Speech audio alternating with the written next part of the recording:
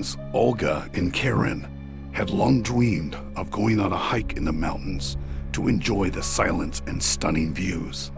The weather was clear, the route was proven. They were confident in their abilities and decided to stop for the night in the forest, away from the tourist trails. By nightfall, darkness covered the forest, and the fire became the only source of light and warmth. Olga told a few funny stories, and they laughed, but soon the conversation died down. There was complete silence all around, interrupted only by the crackling of branches. Suddenly, Karen became wary. Somewhere in the distance, a rustling sound was heard, then a strange sound like heavy breathing. I see you. The friends looked at each other, trying to remain calm, but fear was visible in their eyes. Olga convinced herself that it was just the wind. The sound was approaching. Now it was clear. Someone or something was moving in their direction.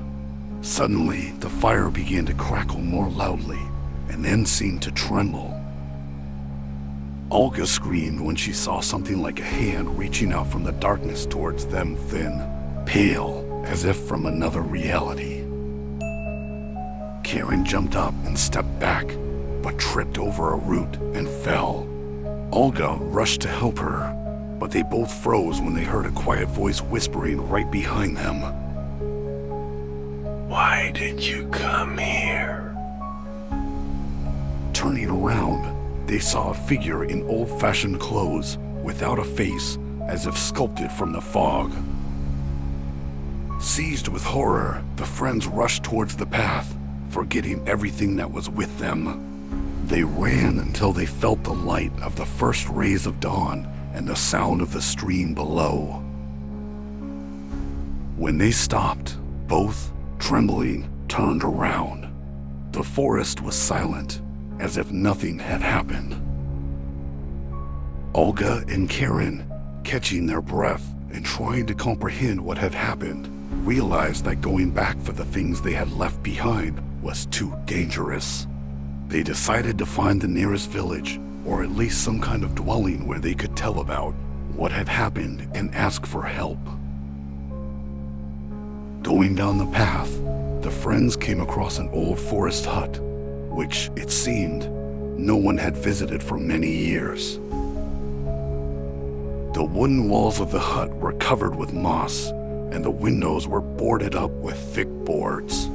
Olga knocked on the door, but no one answered. Suddenly the door creaked and slowly opened itself. It was dark inside and smelled musty, but on the table lay an old kerosene lamp and some dry branches. Karen quickly lit the lamp, and their hearts calmed down a little at the sight of the light. They looked around. On the walls hung old photographs of people whose faces were blurred, as if spoiled by water.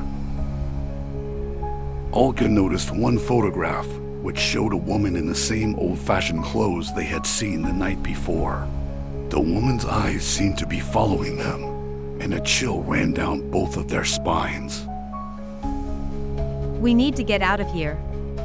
Karen whispered, but at that moment a dull thud came from the depths of the hut. Something fell and creaked. The friends, frozen in horror, felt something heavy slide across the floor, heading towards them. The light from the lamp suddenly flickered, and the hut was plunged into darkness. Olga reached for the lantern, but it slipped from her hands and broke, filling the room with the sharp smell of kerosene. A whisper came from the corner, quiet as the rustling of leaves. You shouldn't have come in. Karen screamed, grabbed Olga's hand, and overcoming her panic, they ran out of the hut and raced along the path without looking back. When they finally reached the edge of the forest and saw the first road, the morning light flooded their faces. But inside, there was a feeling that the forest was watching them, and the figures in the old photographs were watching them go.